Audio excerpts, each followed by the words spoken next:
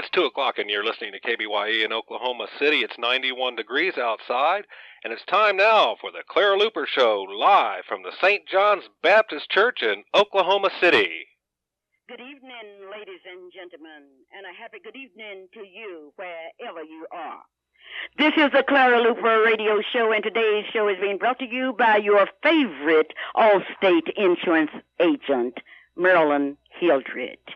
You do need insurance, so why don't you get the best and leave the rest alone?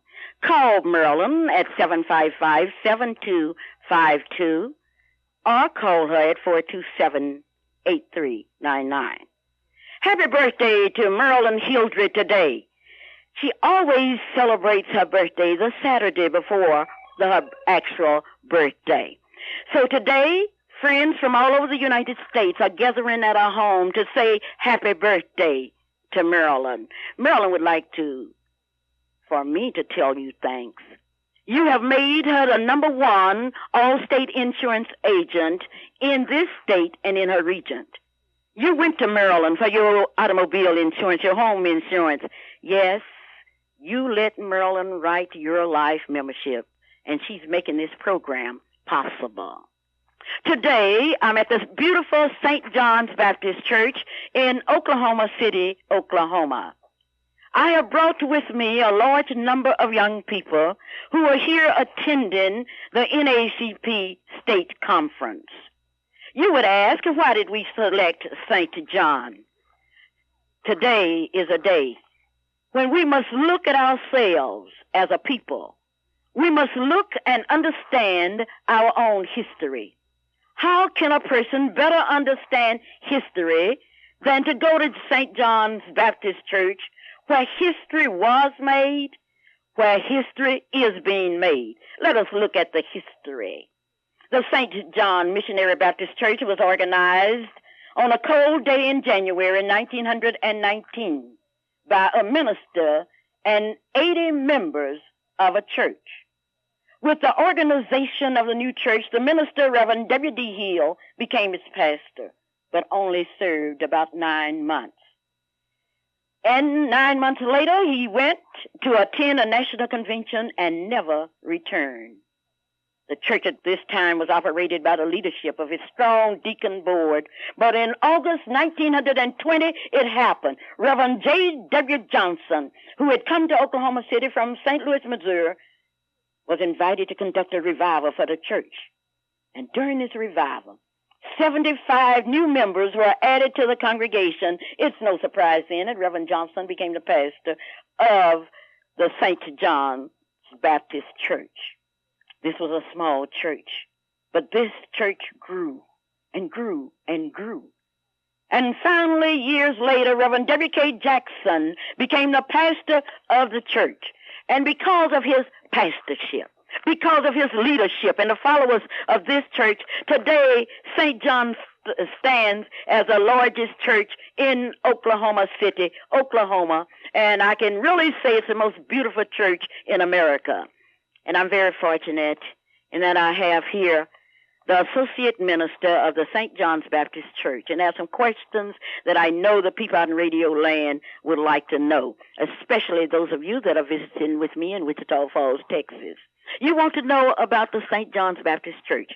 You want to know about how many associate members, ministers that they have here. You want to know about the educational program that's here. You want to know what's happening at St. John, and here to tell you is the associate minister of the church. Thank you, Miss Luper, and how delighted we are to share with all of you today as we talk about the mission and ministry of St. John Missionary Baptist Church. I came aboard in 1983 as Minister of Education, a full-time position, leaving the Neighborhood Missionary Baptist Mission, in which we started a congregation under the auspices of the Neighborhood Baptist Church.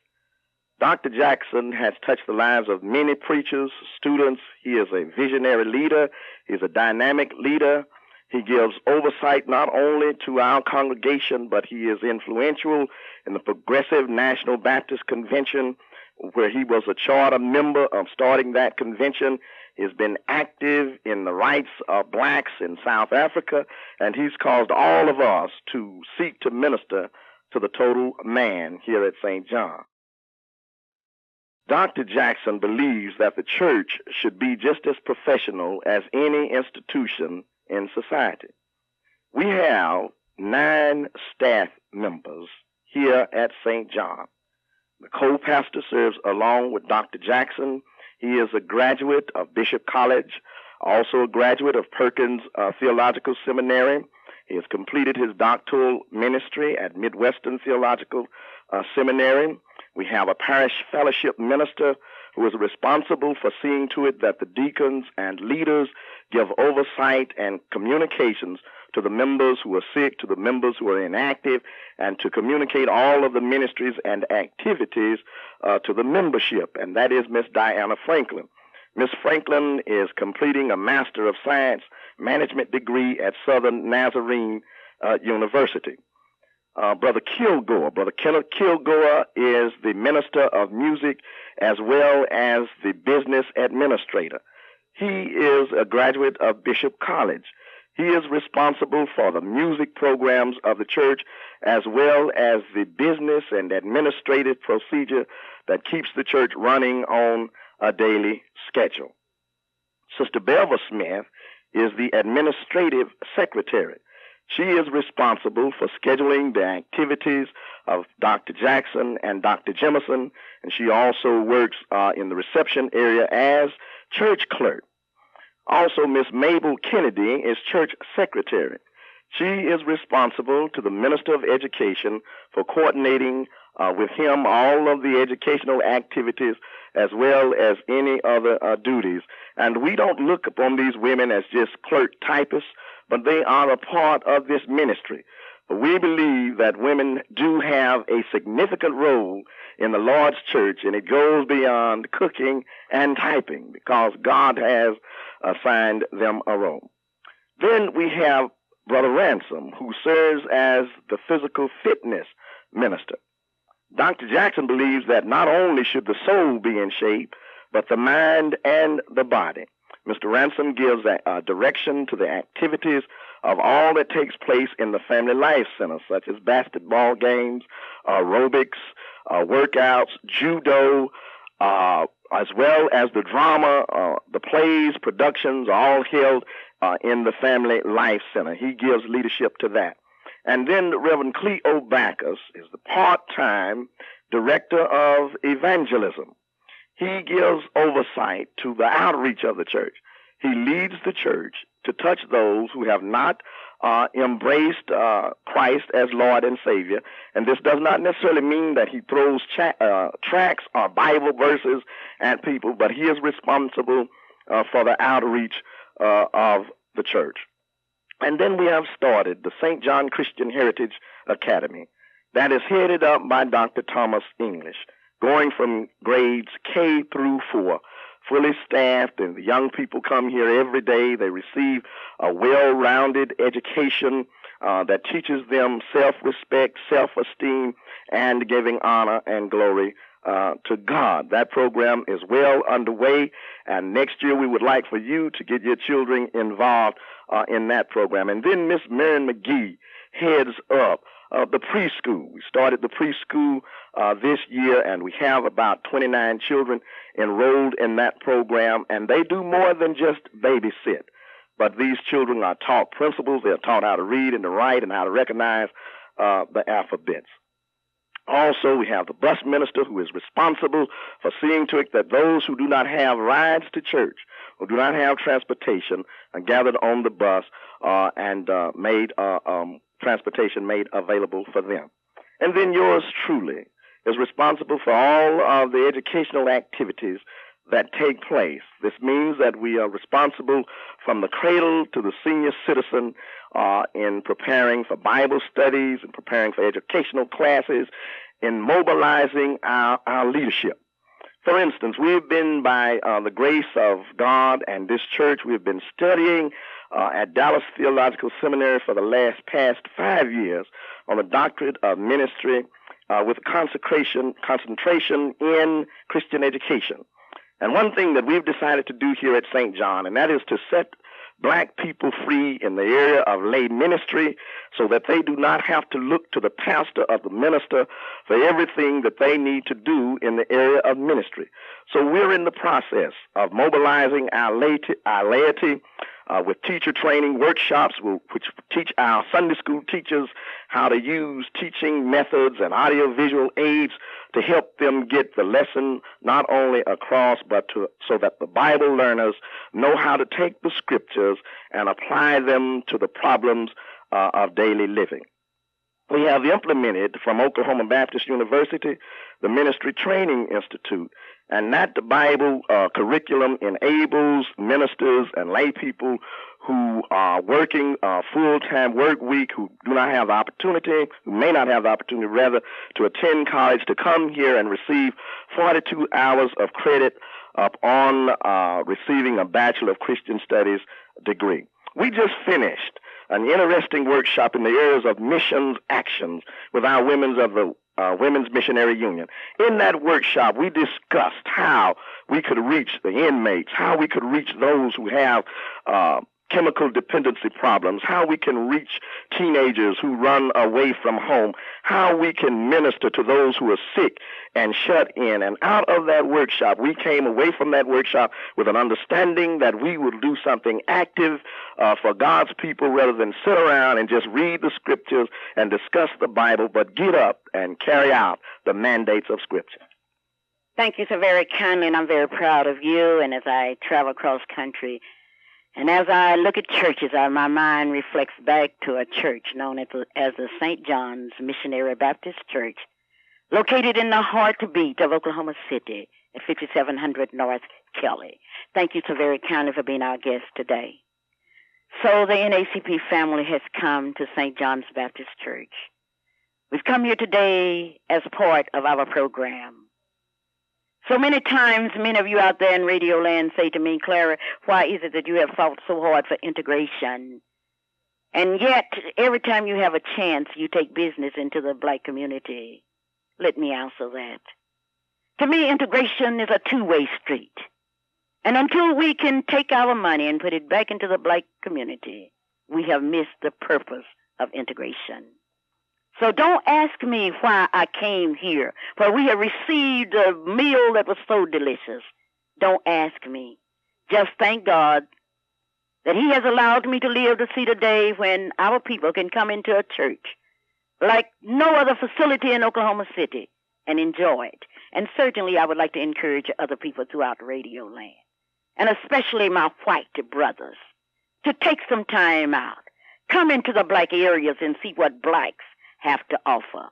Remember, this program today is being made possible by the Appliance Care Center located at 1320 Northeast 23rd Street here in Oklahoma City. If you need a washing machine, a dryer, a rebuilt air conditioner, a refrigerator, or a range, remember, you can find it all at Appliance Care Center.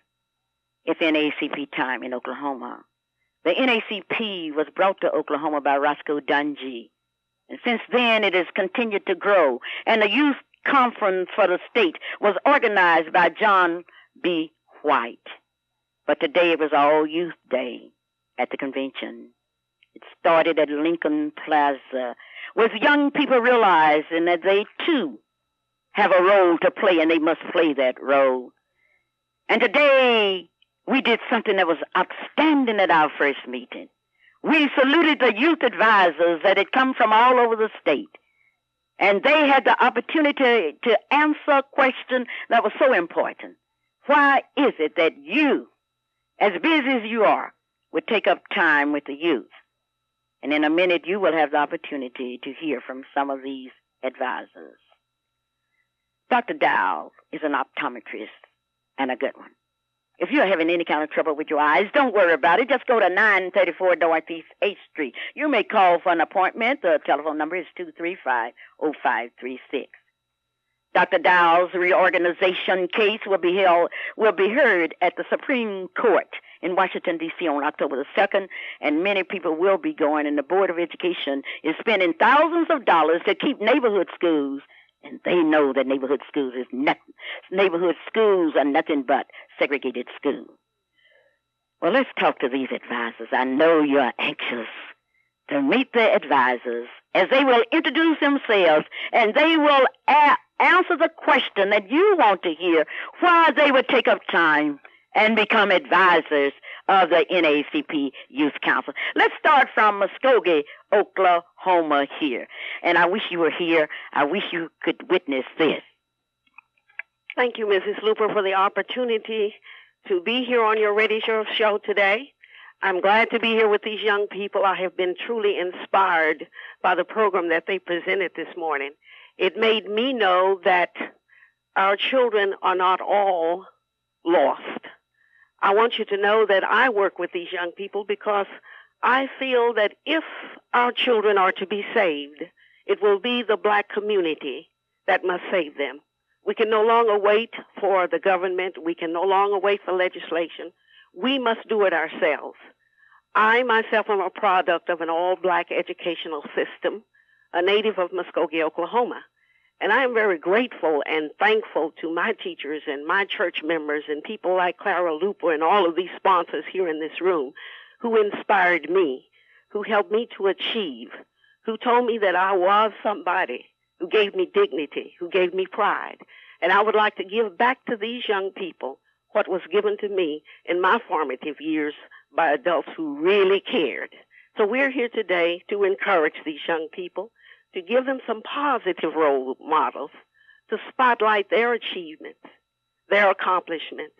And they showed us this morning that they do know how to decide which direction to take in life. They know that they must set goals. They know that they must work to achieve those goals. They know that they must make some hard decisions in life. And they know that the choices are difficult. But we have a group of young people here today who will be leaders, who will make it, who will lead the way for other young people, and who will aid and assist in saving their fellow black brothers and sisters. This is the Clara Luper Radio Show, the best show on the air. Why don't you call your friends and tell them it's true? This is the Clara Luper Radio Show, and I'm talking to the advisors that are certainly making history from Tulsa, Oklahoma. And incidentally, I would like to congratulate Tulsa, Oklahoma for coming over here, beating us up last night. Congratulations, Tulsa. Thank you, Ms. Luper. We appreciate that win. One of the most favorite things that I'd like to talk about today is the youth. It always has been the youth. For us, as an educator, for me, I've tried during my formative years as an educator in Tulsa Public Schools in Tulsa to try to instill into the youth courage, dignity, education, a self-worth, at least a formative attitude about who you are and what you're trying to prove and what you want to do in life. We also try to communicate with the youth about what life is and what you have to be ready for. Education is one of the biggest things that we try to instill in our youth group about getting ready and prepared for the job market. What do you want to do when you get out into the world? What college would you like to attend? Prepare for these things not only in the middle school, but start learning these skills and communicate with the VOTEC program so that you can learn exactly where you want to go and what you want to do. The most important thing of all is have faith in our Lord Jesus Christ. We try to instill that continuously, constantly. Every day we preach about the Word, and because in Jesus Christ all things are made. At this time, I'd like to turn it back over to one of our youth and Tulsa, my son, who will talk to you about it a little bit further. Well, thank you so very kindly, and I know you're proud of your son, but you won't have that opportunity. I will be the one that will introduce your son. This is a Clara Luper Radio Show, and this is being made possible by Behold the Walls, written by Clara Luper, and I hate to tell you this, but we only have 2 books left. We are hoping, we've talked to our printer, and we hope that we will have some more ready for you before Christmas. And speaking of Christmas, when we think of Christmas, we think of how God has blessed us, especially how he has blessed Langston University. And many of you will be going to Langston University to its opening game today. But while you are out to Langston, I want you to do me a personal favor. I want you to take a look at what 2 graduates of Langston University have done. 2 graduates, Emmett and Larry Millhouse, brothers have gone out to Langston and opened a Langston Food Market with a full line of groceries and a full line of delicious meat, all at Langston, Oklahoma. Now, let me go back over it. They have opened the Langston Food Market that's located east on Highway 33. And those of you that are out to Langston, before you go into the game, maybe you would like to have some barbecue, where they have barbecue. And they have brought down a lady from Chicago who's really born in the South, and she has come up with a new sauce known as the Class's barbecue sauce. Try it while you are there, and be sure and tell them you heard it on the Clara Luper radio show. I'm talking to advisors that have come in from all over the state. They have brought their children by the carloads, by the bus loads, in order to celebrate this occasion. And here's a lovely young lady, and she will identify herself and talk to you in her own way, because I know you want to know why would she take off from her busy schedule and fool with children when there are parents out there who do not want to fool with their own children. And shame on you, parents. Thank you, Ms. Luper, for giving me this opportunity to speak on the radio here. And I would like to say that my name is Shirley Henderson. I'm from Tulsa, Oklahoma, and I'm glad to be here today because I like working with the youth. And I want to say to other youth to get involved in NAACP youth, and to the adults who are not NAACP members to get involved and join us. And to all the youth out there, get involved and join this NAACP. Thank you. Let me turn it back over to Ms. Luper. Thank you so very kindly. Don't worry about insurance. Let Marilyn worry about it for you. Marilyn's office number is 755-7252, and don't miss this opportunity.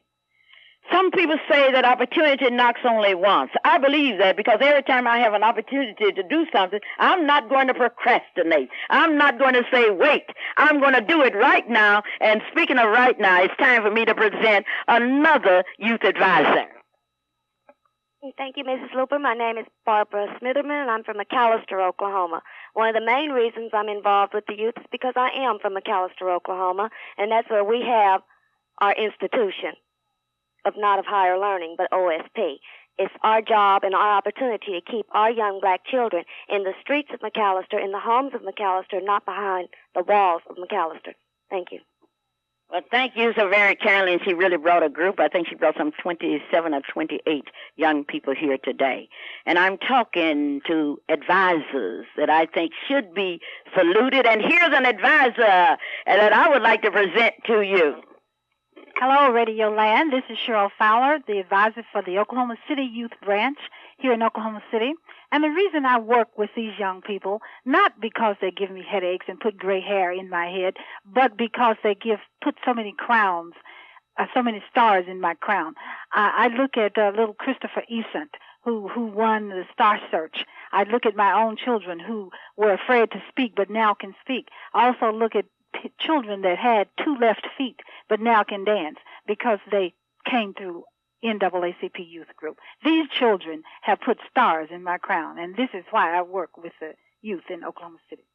Oh, that's really a good reason. And let me tell you something. As you travel in Oklahoma City, if you need your automobile really detailed, if you've had a wreck and need somebody to help you, let me tell you where to go. To the A&A Automotive and Detail in the 1900 block northeast to 23rd Street in Oklahoma City, Oklahoma. Robert Alexander will take care of you. And when I tell you that he will take care of you, I want you to believe me. This is a Clara Luper radio show. And it's now state conference time for NACP. And I'm surrounded today by the leaders of the young people in Oklahoma City. And here's a beautiful leader, and she's going to tell you why she is doing this. Thank you, Mrs. Luper. This is Joanne Striplin from Tulsa, Oklahoma. I am involved with the youth because I feel that it is someone's job, whether their parents will take the time or whether the educators will take the time, to at least attempt to try and help these young people who really want and need direction, a positive direction in their lives.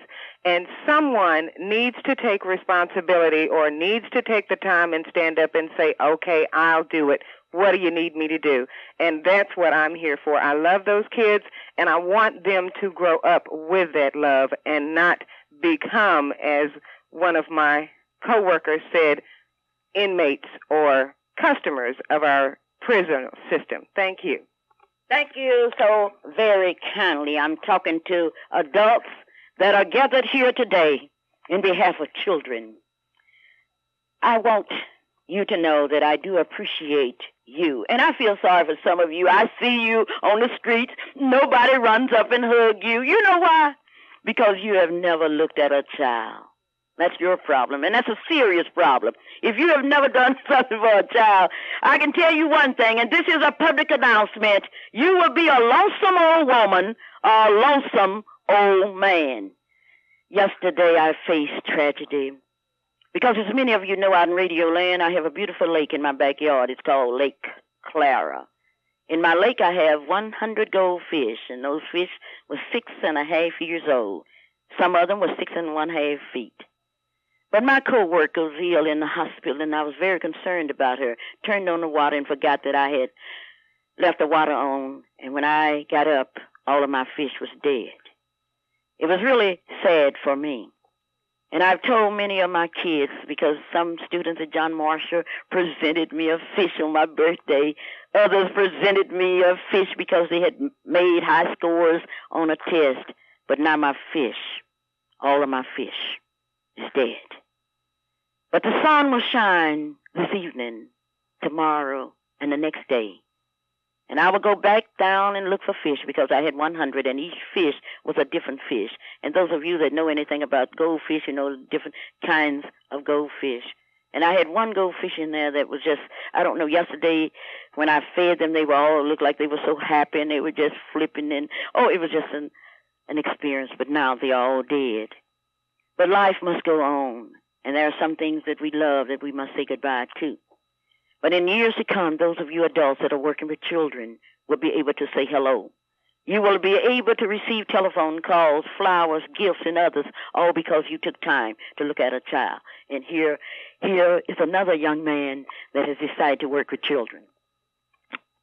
Thank you, Mrs. Luper.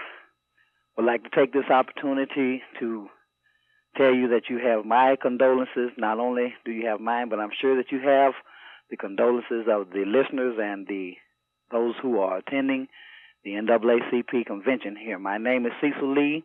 I'm from McAlester, Oklahoma. I work with Barbara Ann Smitherman as an advisor with our youth. I am a black businessman in McAlester, and I work with the youth in order to try to encourage them to be self-supportive and to show them from whence they came and from where they are going. For I know that the dream that Martin Luther King had about the Jews and the Gentiles and the blacks and the whites coming together did not have anything to do with the colors of a scarf or the colors of material. And I would encourage that everyone, every youth listening and every adult listening would please try to help and teach our youngsters to stick together, to pray together, and keep God number one in your life, and we will always be together. Thank you. We will be together. We will be together again. And the NAACP family is together. Believe me, it is a family because we have so much in common. This is the Clara Luper Radio Show, and this is KBYE in Oklahoma City, Oklahoma. And I'm talking to the advisors, the unsung heroes of the NAACP. Some of you have called me and asked me why was it that there were no youth advisors or youth on the platform last night at the NAACP convention. Don't call me. Call the adults, because I wanted someone to represent the NAACP youth on that program in some way. And you're saying, well, Clara, there were some young people, but those were not young people that are involved in the NAACP work. I wanted to see that handsome Derek Reed sitting on that stage, or some of the youth advisors, but the youth advisors are here, and you will have the opportunity to hear from them in their own way. Thank you, Clara. My name is Ann Walker, and I'm from McAlester, Oklahoma. And the reason that I work with young people is because I want to see them develop their minds. I don't want our young people out here killing each other and trying to hurt one another. We are already getting rid of the black race. So I want to see them develop their minds where they can do anything that they want to do. And that is one reason I take out from my busy schedule to help them so that they will be great young adults. Thank you. Thank you so very kindly. Last night I was so happy because at the banquet I saw Reverend Wade Watts. Reverend Wade Watts, who had served as president of the branch for over 16 years. And Reverend Watts, I'm sorry, you were not on that stage last night. You were supposed to have been on that stage because you have built the bridges that have kept NACP together. And may God never let us live together as a people and forget those that have paved the way. Thank you, Reverend Watts. And today I'm happy now to present another youth advisor that's working with youth. Thank you, Mrs. Luper, and thank you for Reverend Wade Watts. I am Kalua Renee Watts Stanfield, who is the daughter of the former 16-year president of the state NAACP. And I am a co-advisor to the youth in the McAllister Youth Council to help Mrs. Smitherman and Mr. Lee keep these kids' minds in any way I can. Thank you so very kindly. The youth advisors, we salute you, the youth advisors of Oklahoma. These are the youth advisors that will be taking these young people to Dallas, Texas in March to the regional convention, and then on to Houston for the national convention. Here's another beautiful youth advisor. Thank you, Mrs. Luper. I'm Ella Evans from Muskogee, and I work with youth because I believe that we are to train and teach them to maneuver in a world that has gone crazy. They have tried on their own all that they can, and they're losing the battle. I think it is up to us to try, if we can, to set them straight. God is on our side. We have to get up and help do something too. Thank you. Speaking of helping to do something, let me tell you about a young man from Clearview, Oklahoma. His name is Leon C. Hicks. He's a top Buick salesman in Oklahoma City. He works for the Smickless Buick Company, located at 5301 North May Avenue. You want a new car? Well, let me tell you, he can show you over 500 Chevrolets, Buicks, and GOs. All of that, so simple. And when you go out, be sure and tell Leon you heard it on the Clara Luper radio show. Not only have I given you an opportunity to hear from some of the advisors, but I want to tell you the story of another advisor. An advisor who came here today with a group of young people from Tulsa, Oklahoma. And at the last minute, the guest speaker could not come. And this young lady stood and looked at the young people and told them about life. How intelligent can you be? That was answered today as Mary spoke to her young people. And as she spoke, I just thank God that I was here. And I've asked Mary to share some of those remarks with those of you out in radio land, and especially those of you in Wewoka, Oklahoma. Thank you, Mrs. Luper. I'm Mary Fields with the Tulsa Youth Council. I'm delighted to work with the children, and my reason for working with them is my concern for what is happening to the black children, particularly those black males. I notice many times that our children are suffering from lack of self-awareness, lack of self-esteem, and lack of self-worth. I'm hoping that through this organization, we can teach our children about their strengths, their weaknesses, to teach them to feel good about themselves, and to let them know that they are of great value, and let them know that they have come from people who have made great contributions to society. Many of those contributions we see daily. It is our goal to teach the children who they are, where they came from, and help them to set out a plan of where they are going, and to help them to understand that even when they get there, there will be new goals, that they are going through a state of change, and that's where Black America is today. We're constantly changing, and it is our goal to help prepare the children for the changes that they will have to address as they become adults. A few minutes ago, you were talking to these young people about what they had to face. I would like for you to share that with our radio audience. In my impromptu speech to the children, I had to address the fact that once they reach their goals, that they may have to face many things that they have not anticipated. You may prepare yourself to be a teacher, but then a teacher may not be the thing for you. Society may decide that you have to do something else. So as you go through life, you should prepare yourself for multiple professions. Do one, go to that, plan on going into another phase. Your life script should never end. You must constantly be prepared for change because the history of black people is a history of change. We started out as Negroes, black, meaning black by the Spanish. Then we went from that to Negro, to colored, to Afro-Americans, and now we're back to black. So you just always must expect the unexpected, and we're talking to our children, telling them to be ready for anything. You may be called upon to do any number of things. Be prepared and be willing to accept the challenge. To accept the challenge, this is Clara Luper, and certainly I would like to accept the challenge of coming back to St. John's Missionary Baptist Church for lunch. It was the most delicious lunch. I wish you could have been here. We had chicken that was fried and chicken that was baked. We had a peach cobbler, and the crust was so good it would make you kiss your mother-in-law. It was out of sight. I'm sorry you were not here to grab those mashed potatoes and those long green beans. If you miss this meal, you really miss one. I know I had one somewhere else last night, but it was not up to this one. This was something else. But today is Saturday, September the 15th, 1990. The young people have come to Oklahoma City. Under the theme, the struggle continues. And this morning the meeting was opened by the president, Shelley Luper. There was freedom songs, an invocation, and the youth council's presidents made their various reports about their activities. Then there was drama. Drama based upon the following themes: teenage pregnancies, drugs, unemployment, self-image, education, crime, and school dropouts. And here's a young lady that will tell you who she is and what she did on this morning's program. Thank you, Mrs. Luper. I would like to say my name is Valerie Butler. I'm from McAllister, and I told the children exactly what they needed to hear. There was nothing lie. There was nothing to hide.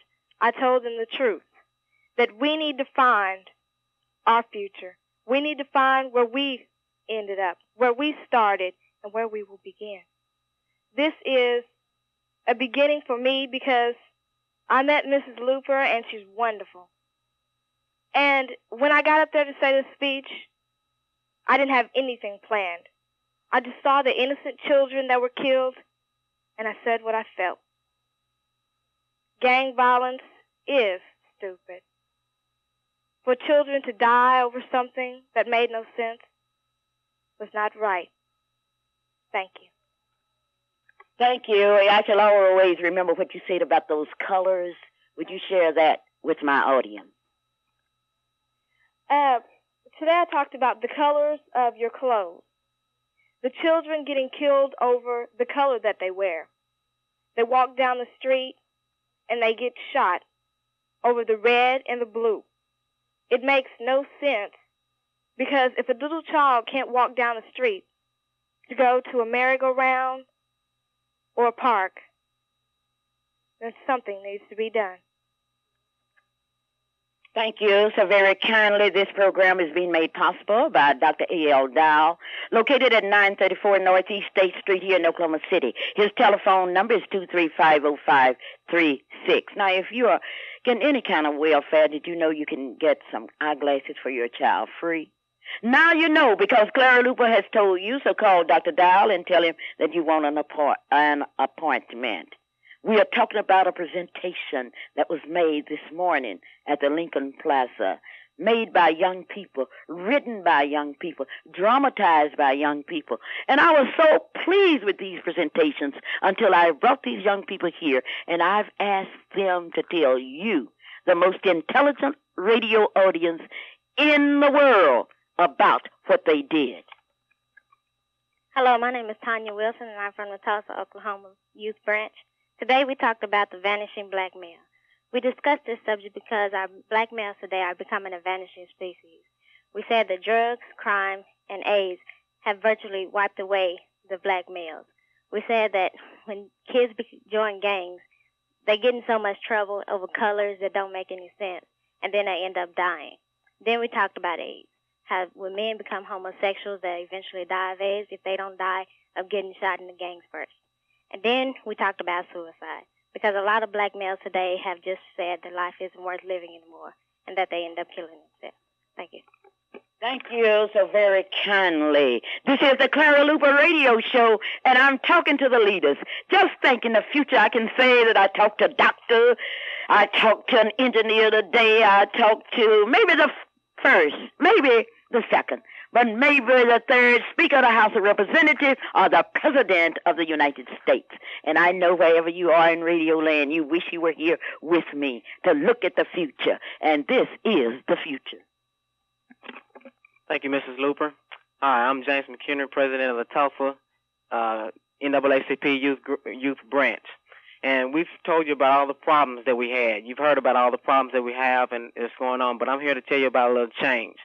Okay, joining the NAACP is not, a type of program where you get paid, where you get any kind of, monies out of it. It's all a want-to-do type of thing. You got to want to make a change. You got to want to make it better for yourself. So I'm talking to all you young people out there that feels like, that you want to do something, but you don't know exactly how and where to go. Well, find a youth branch in your area, in your community, and get involved. That's basically what it's all about, is you getting involved. Like, action speaks louder than words. And I'd just like to thank you and thank Ms. Luper for allowing us to be on our radio station.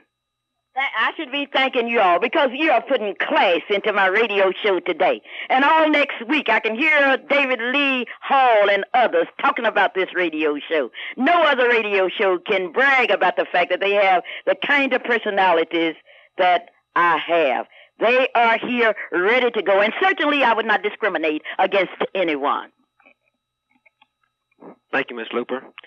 My name is Michael Beard Jr. I am the son of the Tulsa Youth Director, Mike Beard Sr., and I'm here today just to say that the NAACP for me has been a change because when I started out in NAACP, I was, as you could call, a shy guy.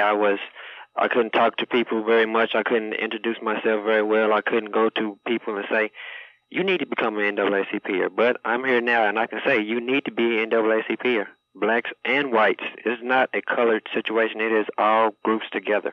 If we bring ourselves together, no man can turn us down. Thank you. No man can turn us down. That's exactly right. And here he is as I continue to talk to the leaders of today and tomorrow. Here he is. Thank you, Ms. Luper. And I'm part of the Oklahoma City Youth Branch. And I always get overly excited when various people from various places get together, especially teenagers, and discuss one main purpose, and that main purpose is to get the blacks in the communities, get blacks that are in the communities to go into the potential that the communities and the blacks should be in, and that I'm always proud to see that we are talking about solutions such as gang violence and drugs. Thank you. Thank you so very kindly. Thank you.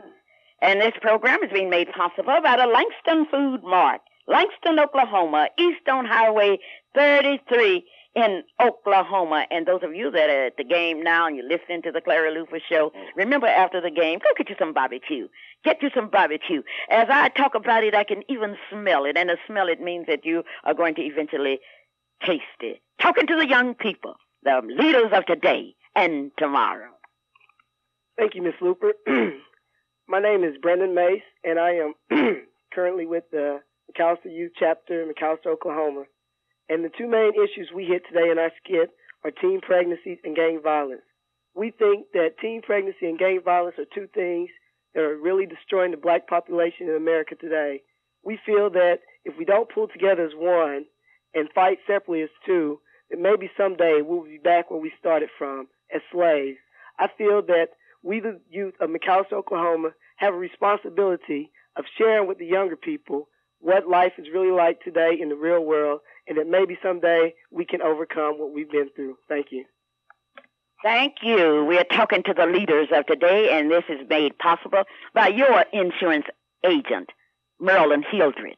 Now, if your insurance agent is not willing to sponsor programs that show young people, then you need to change insurance agents. I would like to let you know that after the young people will be leaving here in the next 20 minutes, they will be going to Freedom Center, where they will have the opportunity to look at Freedom Center. And I want the people to know that the Oklahoma City NAACP Youth Council is the only youth council in America that owns their own building. It's the only youth council in the United States that's building a monument that will be called a Black History Monument. And those of you out in Radio Land, you know what we have done. We have paid for the land. We have paid for the building. We have rebuilt the building. We have removed the tanks. We have paved it, and now it's left to you. I'm going to ask 110 of you successful people out there to come forward and give $100 on this building. Now, you say to me, Miss Luper, I would, but, and I say, but what? Do you realize that wherever you are there because the NAACP people paved the way for you? I was out to the social workers that are still talking back in the 17th century about only blacks can raise blacks. These social workers were there because the NAACP had opened up a new door. And I want you to come forward. Show your blackness. Don't put it on your shirt and say, I'm proud to be black. I want you to show it. And speaking of blackness, I want you to hear from the president of the state. And then I want you to hear from a young man this morning that delivered a mammoth address. And he will tell you all about it as he did in drama. But in the meantime, here's your state president and your favorite radio sports announcer. And I don't believe she will tell you what happened to Northeast High School Thursday night when Millwood got through with them. Now, in case she won't tell you, let me tell you, Millwood slaughtered Northeast High School. Here's Shelley. Good afternoon, ladies and gentlemen. Yes, Millwood did beat us, but it wasn't that bad. The score was only 42-8, and I would like to congratulate those Northeast Vikings for making a touchdown. But seriously, I would like to congratulate the Millwood Falcons for playing an excellent game on Thursday evening. I've been here at the state convention all day, so I don't have all the sports scores ready, but my game of the week is the Douglas and Booker T. Washington, and I would like to congratulate Tulsa for beating Douglas High School. And as you've heard, this has been a very fruitful day. We've heard a lot of skits and speakers, and it's really been a learning experience. Oklahoma had a large amount of youth, and I just wish that there were more who could have learned as much as we did today. But I feel that the knowledge we did gain, we can go back and take it back to our communities and our schools, because everyone says the black male is at risk. But what are we doing to help the black male? It's up to us to save it. And back to you. Thank you so very kindly. On Tuesday, you will go to the polls to vote for a governor. I have invited various candidates to come on this show and talk directly to you. And I'm very happy to tell you that Mr. Walters have said to me, Clara, tell the people that I, as their governor, I will do everything I can to eliminate segregation in all of its forms in Oklahoma. That I will do my best to see to it that blacks climb the economic ladder. That I will do my best to show that I'm a governor not of a certain group of people, but of all of the people. I will do my best as a governor. And on Tuesday, I would like to ask all of you to go out and vote for me. This is what David Walters has asked me to say for him, and I'm only reading from what he says. Those of you that believe in David Walters, give him a chance. Give a businessman a chance to lead Oklahoma. Now, I've given you the facts. I've told you that I asked Wes Watkins to come here. I've asked some of his representatives, but as of this minute, I have not seen any of them. So don't blame me. Blame the leadership in the Watkins camp. But I can tell you that Mr. Walters have been very concerned. On last week, he told me to tell you about him. The week before last was the same thing. But Oklahoma Democrats can be interesting. And I would like to thank Governor Belmont for appointing me on the Oklahoma Retirement Board. I made history. I was appointed by the honorable, dignified governor of the state of Oklahoma on the Oklahoma Teachers Retirement Board, and I served a shorter period than anyone else because I served for 1 day. And after 1 day, and I had asked some questions, I wanted to know how could all those millions of dollars be spent, and there were no black attorneys and others. And the next day, I got a letter from the governor of Oklahoma telling me that I had been fired. Thank you, Governor Billman. You gave me something to talk about. And speaking of something to talk about, I would like now to tell you a sad story. A story of Mr. William Hunter, who served as a member of the board of directors of the Tinkerfield Credit Union, and who served for over 20 years. And during those 20 years, he saw men retire, and he saw them presented gifts of appreciation and plaques. But now it was his time to retire. And the board at Tinkerfield did not give him a retirement appreciation or a gift or a plaque at the regular meeting. Rather, the board, one of the board members said, I will walk out before I see William Hunter receive this honor. It's not surprising then that the oldest and the strongest civil rights organization in the United States has cried out to the Tinker Credit Union, you are prejudiced. You have discriminated against Mr. Hunter. And you will not sleep, board members, until this has been corrected. Now, today I want you to hear from a young man that represents what NACP is all about. For the past years, I've seen this young man grow. I saw him at his first national convention and then his second one. And last year, I observed him in Los Angeles, California. And here, to close out my presentation with the young people from Muskogee, Oklahoma, is Derek Reed. Hello, my name is Derek Reed, and as Ms. Luper says, I am the president of Muskogee Youth Council, and I also serve as first vice president of the state conference.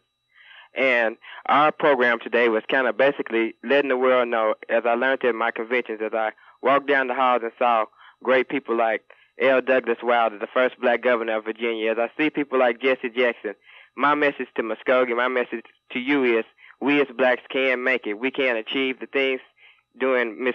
Luper's sit-ins and so forth that they would probably say that blacks would not be able to accomplish. But I'm here to let the world know that I'm going to make it and you can make it. And our program today was letting the youth know that drugs is not the answer. Teenage pregnancy and all the other problems facing the blacks today is not the answer, but we can make it. For the Bible says in Philippians 4:13, we can do all things through Christ who strengthens us. Thank you so much, Derek. As we come now to the closing moments of this broadcast, let me try to answer the questions that you have asked me this week. Many of you have called me and asked me what did I think about our position in the Persian Gulf. I have to tell you the truth. And remember, the opinions that are given here are not the opinions of KBYE Radio. Rather, it's the opinions of Clara Luper. As I have traveled over the country, I was at a hotel in Chicago that has recently been bought by the Japanese. When you get on the elevator, that elevator operator speaks to you through technology and say good morning, welcome to Hotel Nikko, owned by the Japanese. I was in Indianapolis, Indiana, at another hotel owned by the Japanese. And then as I read from the pages of business history, I know that most of the oil that Japan is using to become multi-billionaires come from the Persian Gulf. Then with my Hoffman sense, why is it that the United States, after seeing over 100,000 men, the flowers of our nation to protect somebody else's oil business when we get less than 6% of our oil from the country that is involved? I would like to see the Honorable President of the United States not taking a vacation on his beautiful estate in Maine. But I would like to see he and those Democrats and Republicans that are voting to back him up, I would like for them to go to Saudi Arabia. I would like for them to feel the heat of the sun as it beams down on that large desert. I would like for them to breathe the sand that our young men are breathing. And then I know they will realize that in 1945, the United Nations was established in order that never again would we have to go into another war. That dispute, like other disputes, should be settled in the United Nations. Clara Luper expressing her opinion. In a few minutes, we will be leaving here now. We will be going to Freedom Center where we will take pictures and where we will see a monument that's going up. And I know I can just hear you calling me saying, Miss Luper, you shouldn't talk about President Bush and what he's doing to the Americans, but I want to ask this question. Where was the many men when blacks were being lynched in the South? I would like to know, where are we in America when we are allowing brothers to kill brothers? Why don't we send a National Guard into the area and say, stop the killing? And if a nation can go to Grenada to straighten things out, if a nation can go to Panama, certainly we can stop the senseless killing in America. And until then, we should shut our mouths and say, we aren't afraid. We don't mind seeing people die if they are of a certain color. And that speaks to the black people. It says to the black people, we got to put our guns down. We got to put our knives down. And I cry for fear when I think about one brother setting another brother on fire. We must stop burning. We must start killing. Stop killing. And we must stop killing each other, and there's more ways to kill a man than to shoot them, because from what I have read in a local paper, someone attempted to kill some of our black ministers and a black woman. We can kill people with our own tongues by misrepresenting and tying up the truth. So let us look at ourselves, because, as George Washington put it some time ago, the only way we can be destroyed, we will have to destroy ourselves. And my appeal to you today is to think. We've emphasized brain power. Let's think. Let's help each other. I received a letter from one of you who said you were not going to help me build the monument because you didn't think black people deserved a monument. But to you, I would say thank you for your letter, because it reminds me of a letter that I read that was written in 1776 when white folks was talking about independence, and many of the loyalists say to them, don't do that, go another way. And if you don't want to help me, and you won't be helping me, because I know that if I die, you will bring flowers and you will be standing up there reading, I resolve. Don't do that, please. And I've asked my family not to allow you to do that. Rather, if you want to help me, help these children that are trying. Buy something for a child who doesn't have any shoes. That's the way I want you to help me. And as I look at the clock on the wall, I know it's time for Clara Luper to say goodbye to you. And I hate to say goodbye to you because we've been together so long. But time says that I must say goodbye. And as I say goodbye to you, I call on you young people tonight. Don't steal anybody's automobile. Don't break into anybody's home. Stand up and stand tall. And let's go back to those days when everybody was everybody's child. And if by fate we don't meet again, just remember that I tried to do the best I had with what I had. And you've got to remember that I came from the slums of America, but I refuse to let the slums grow up in me. Thank you, St. John Baptist Church, for giving us the opportunity to worship here today. And from all of us here to all of you, we will say to all of you, goodbye, and may God bless each one of you. Clara Luper reporting. Michael, what's going on? The man from the bank called today. He said we might lose the house. Cocaine really is expensive. Look what it almost cost this man. Michael, if that stuff is more important than we are, I swear I'll take the kids and leave.